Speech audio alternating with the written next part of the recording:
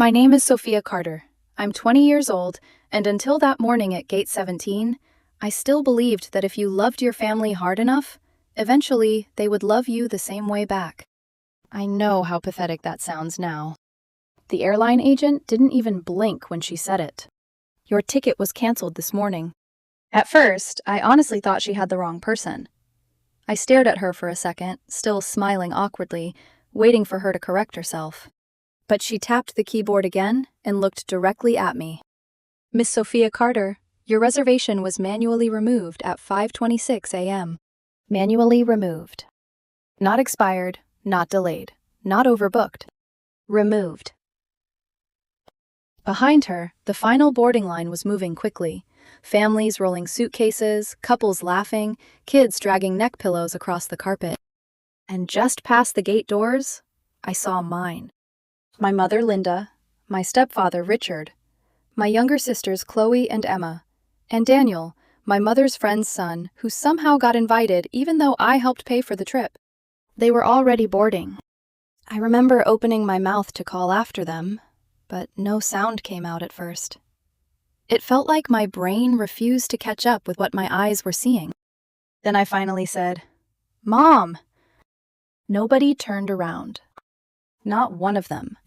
Richard kept walking with his hand casually resting on Chloe's shoulder. Emma was scrolling through her phone. My mother adjusted her purse strap and disappeared down the jet bridge like I didn't exist. Like I had never existed. The agent awkwardly looked away. I checked my phone immediately. No missed calls, no texts, nothing. Just the quiet glow of 9:53 a.m. on the screen and a flight scheduled to leave in 37 minutes. I told the woman there had to be some mistake because I paid for that ticket myself. Actually, that wasn't even fully true. I paid for almost everything. 6 months of working double shifts at a coffee shop between classes. 6 months of skipping takeout, selling old clothes online, pretending I wasn't hungry because I needed to save every dollar possible. I transferred Richard $1,120 because he insisted he'd handle all the bookings together, like a real family trip. God, I hated how badly I wanted to believe him. The agent checked the system again and quietly explained that my name had originally been attached to the reservation, but somebody intentionally removed it hours earlier. I stepped aside slowly while people squeezed around me toward boarding. My hands were shaking so badly, I almost dropped my phone, opening the confirmation email from last month. 5 tickets. My name was right there in the middle seat. I remember staring at that screen while something cold slowly spread through my chest. Because suddenly, every weird moment from the last few weeks made sense. The quiet conversations that stopped when I entered rooms. The way Richard kept joking that I was high maintenance. The way Chloe rolled her eyes every time I talked about excursions. The way my mother kept telling me not to start drama before the trip even began. They knew. All of them knew. And they still let me pack my suitcase. Still smiled at me that morning. Still hugged me goodbye outside security. I stood there listening to the final boarding call echo through the terminal while my entire family left me behind like forgotten luggage. The worst part wasn't even the humiliation. It was how easy it seemed for them. I waited until the flight status officially changed to departed before I finally moved.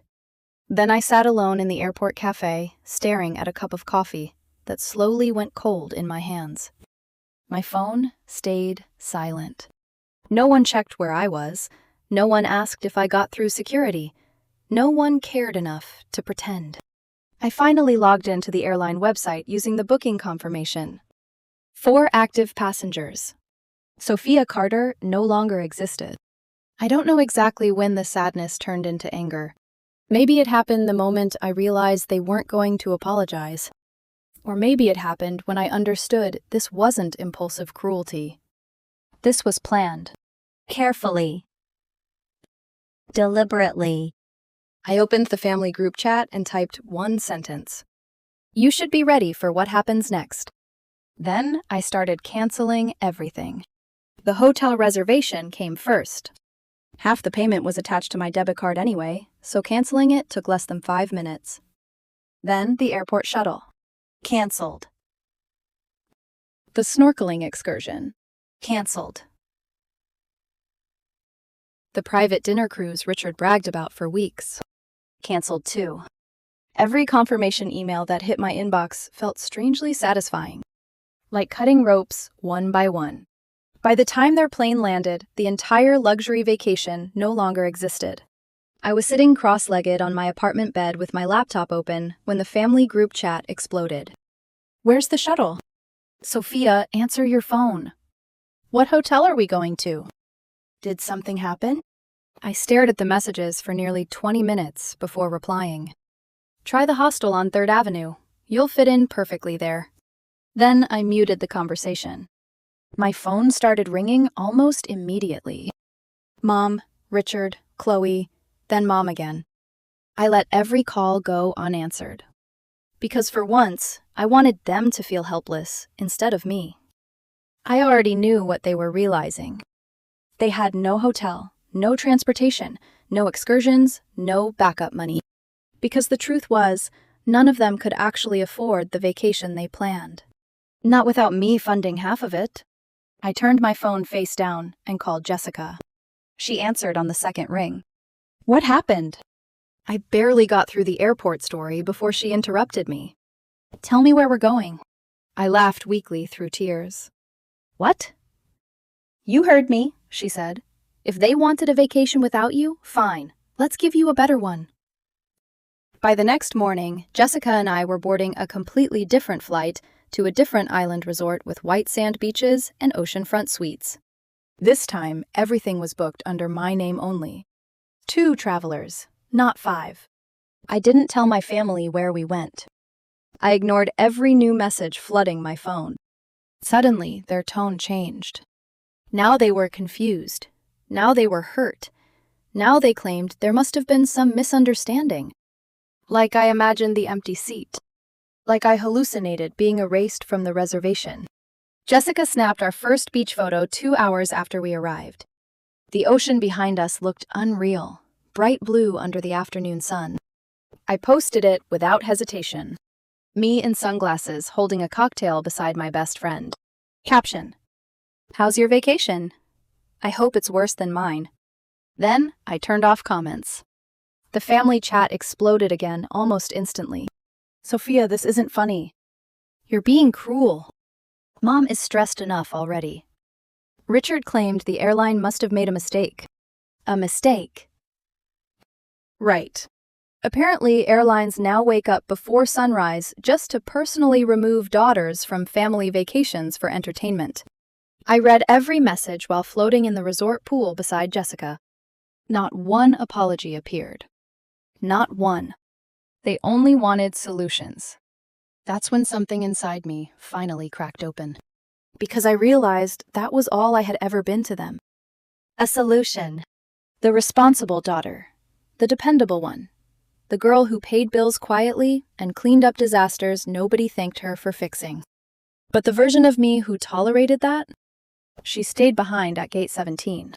By the second day of the trip, the messages started sounding less angry and more desperate.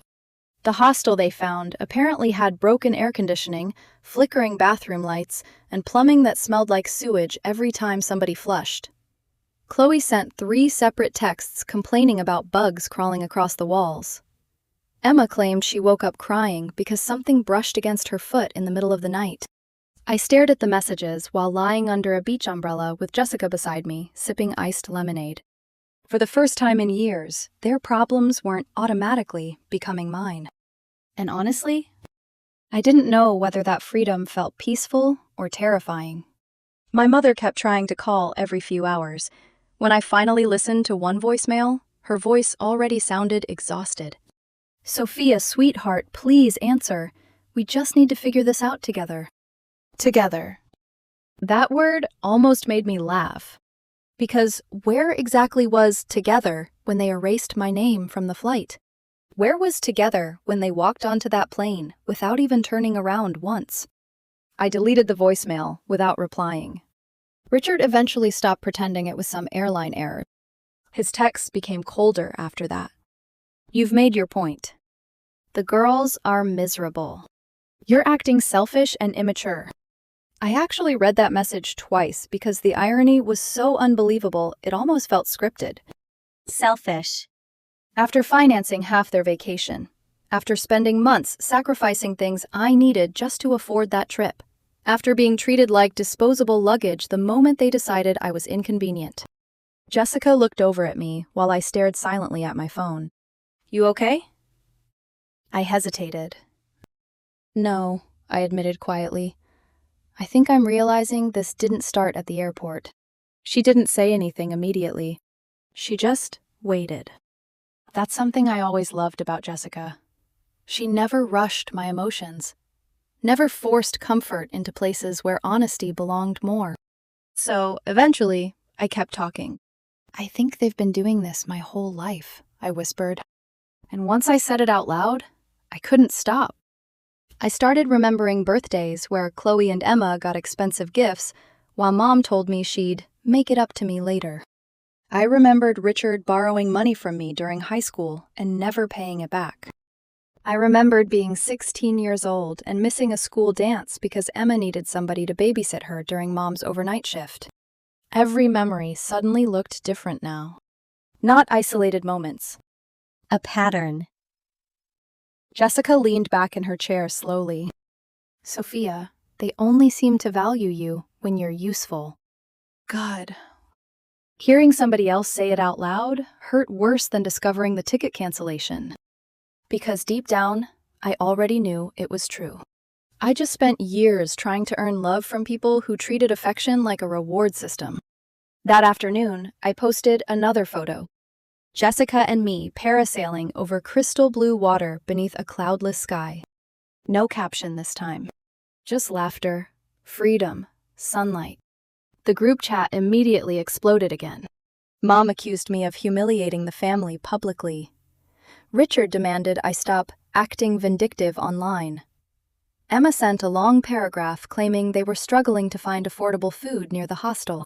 Still no apology. It amazed me how desperately they wanted sympathy while completely ignoring what they'd actually done. That night, while Jessica slept beside the balcony doors with television light flickering softly across the room, I sat awake, scrolling through old family photos on my phone. And suddenly I noticed something horrifying. In almost every picture, I looked slightly separate from everyone else. Standing near the edge, smiling harder than anyone else, trying too visibly to belong. I don't think I ever truly noticed before. The next morning, my Aunt Catherine messaged me privately. She was the only person in the family who ever treated me like I mattered outside of what I could provide. Her message was short. Is it true they left you behind? I stared at the screen for nearly a minute before replying. Yes. Then everything poured out of me. The airport, the canceled ticket, the money, the hotel cancellations, the calls. All of it. She didn't answer for a while. Long enough that I started wondering if maybe even she secretly thought I'd gone too far. Then another message appeared. Sophia, I need to tell you something. My stomach dropped immediately. Apparently, 2 weeks before the trip, Catherine overheard Richard joking during a family dinner that vacations were less stressful without sensitive people ruining everything. My mother laughed. Actually laughed. Chloe apparently joked that I'd probably spend the whole trip complaining or killing the mood. Emma asked whether they were really still bringing me, and Richard said something that sat in my chest like broken glass after Catherine repeated it. She'll pay for half of it anyway. We can survive 1 week. I read that line over and over until the words blurred, because suddenly I understood something devastating. They didn't leave me behind impulsively. They discussed it, planned it, agreed on it together, and still accepted my money with smiles on their faces. Jessica found me crying quietly on the balcony 20 minutes later. Not loud, dramatic crying. The kind that feels numb. The kind where tears fall silently because your body doesn't even have energy left for heartbreak. She wrapped a blanket around my shoulders and sat beside me without speaking. Finally, I whispered, I think they hate me. Jessica looked genuinely sad hearing that. "No," she said softly. "I think they got comfortable using you." Somehow, that hurt even more. By day 4, the situation overseas apparently became much worse.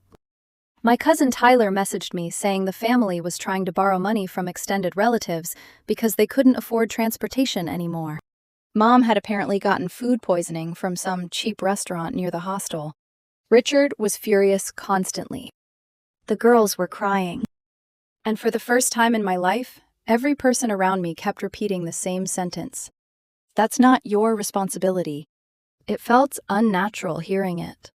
Almost wrong. Because my entire life revolved around fixing problems nobody else wanted to handle. But Jessica was right. Catherine was right. Even Tyler was right.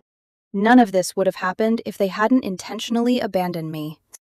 That evening, I finally unmuted the family group chat one last time. Hundreds of unread messages flooded the screen immediately. Blame. Guilt. Excuses. Manipulation. My mother wrote paragraphs about stress. Richard demanded I stop punishing everyone. Emma begged me to help pay for earlier return flights. And still, not one person admitted the truth directly. Not one person typed, "We canceled your ticket on purpose," because saying it aloud would make them confront who they really were. I typed slowly. "This trip cost me everything. Now it cost you too. Don't ever contact me again." Then I left the group chat permanently. My phone immediately started ringing again. I turned it off completely. Later that night, Jessica and I walked barefoot along the shoreline while waves rolled softly against the sand. The moonlight reflected silver across the water. "You know what scares me most?" I asked quietly. "What?" "That part of me still wants them to love me." Jessica stopped walking for a second. Then she squeezed my hand gently. "Sometimes the hardest thing isn't losing family," she said softly. "It's accepting they never loved you the way you deserved." I didn't answer, because deep down, I was starting to realize she was right. 3 days before their scheduled return flight, the calls started coming from random numbers. At first, I ignored them automatically. Then one voicemail slipped through because I accidentally answered for half a second before hanging up. I heard Emma crying. Not fake crying either. Real panic. "Sophia, please." I ended the call before she could finish. For a few minutes afterward, I just sat there on the balcony staring at the ocean, while guilt twisted slowly through my stomach. Because no matter how badly they hurt me, part of me still reacted automatically whenever someone in the family sounded scared. That instinct doesn't disappear overnight. Jessica noticed immediately. "You're thinking about helping them." I looked down at my untouched coffee. I don't know what I'm thinking, but I did know. I was remembering every time I cleaned up their messes before. Every overdraft fee I quietly covered for Richard. Every emergency grocery run. Every excuse I made for my mother after she forgot birthdays or promises or important moments in my life. I spent years convincing myself that loyalty meant endurance, that loving people meant surviving them. And standing there beside the ocean, I realized how dangerous that mindset really was. Because it teaches people they can hurt you endlessly and still keep access to you afterward. That night, the final message arrived. Unknown number, no name attached. Just a giant wall of text beginning with one word. "Please." I opened it slowly. Richard said they'd been kicked out of the hostel after missing another payment. Apparently, they spent the last several hours sitting inside a 24-hour fast food restaurant using public Wi-Fi because they had nowhere else to go. Mom was sick again. Emma was scared. Chloe kept crying. Their return flight home was still 3 days away. Then came the line that almost made me throw my phone into the ocean. "We know you're upset, but we're still family." Family. I read the message 3 separate times. Not because I was considering helping them, because I was trying to understand how people who erased me so easily still believed they deserved unconditional access to me afterward. The silence around me felt enormous. Waves crashing below, music drifting faintly from the resort pool downstairs, warm wind against my skin. Inside the suite, Jessica was asleep, sprawled sideways across the bed, one arm hanging over the blanket, sunburned shoulders glowing softly beneath the dim light. Peace. Real peace. Not the fake kind where everybody pretends nothing hurts while resentment quietly poisons the room. I looked back down at the message. Please help us get home. And suddenly, I was back at the airport again. Standing at gate 17 with my suitcase beside me, watching my mother disappear down the jet bridge. Watching Richard avoid eye contact completely. Watching Chloe laugh at something on her phone while Emma followed behind her. Not one person turning around. That memory no longer felt like a single moment. It felt like my entire childhood condensed into 30 seconds. The realization hit me so hard, it almost knocked the breath out of my chest. They didn't abandon me because of one argument, or stress, or bad timing. They abandoned me because they genuinely believed I would tolerate it. That was the role they built for me inside the family. Sophia will understand. Sophia will fix it. Sophia always comes back. The dependable daughter, the forgiving sister, the emotional punching bag with a debit card attached. But the girl they depended on stopped existing the moment that boarding gate closed. I stared at the message one final time before locking my phone screen. No response. No dramatic speech. Nothing.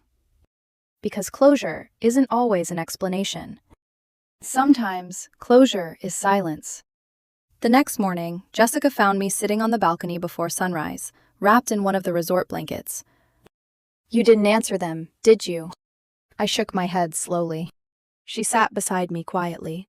Then, after a moment, she asked the question nobody else had thought to ask the entire trip. How are you feeling? I almost laughed hearing it. Not what happened. Not what I planned to do. Not whether the family was okay. Just me. Honestly, I didn't even know how to answer. Empty, maybe. Relieved, too. Heartbroken, in a strange, delayed way. I think I'm grieving people who are still alive, I whispered. Jessica's expression softened instantly. That's real grief, Sophia. And somehow hearing that nearly broke me more than the airport ever did. Because she was right. I wasn't mourning one vacation. I was mourning the fantasy I spent 20 years protecting. The fantasy that eventually they would become the family I kept begging them to be. Later that afternoon, I finally turned my phone back on briefly. 32 missed calls. Messages from cousins, extended relatives, even Daniel trying awkwardly to defend himself by claiming he didn't know what was happening. I didn't answer any of them. But one message from Aunt Catherine stood out. Proud of you for finally choosing yourself. I stared at that sentence for a long time, because nobody in my family had ever said something like that to me before. Choosing myself always used to come with punishment. Guilt. Anger. Manipulation. But now it felt quiet. That evening, Jessica and I rented jet skis during sunset. The water glowed orange beneath the sky, while the wind whipped through my hair hard enough to make my eyes water. At one point, I looked back toward the shoreline and realized I hadn't thought about my phone in over an hour. Not once. That's when I understood something important. Healing doesn't always arrive dramatically.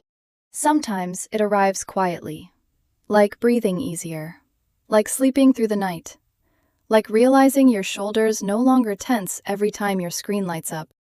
Back at the resort, I opened the final message from the unknown number one last time.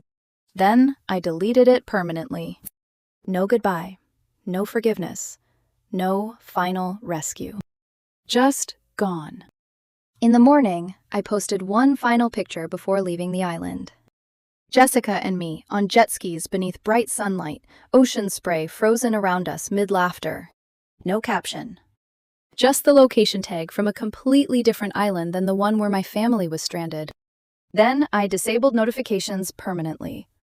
That trip was supposed to celebrate surviving another year inside a family that never truly felt safe.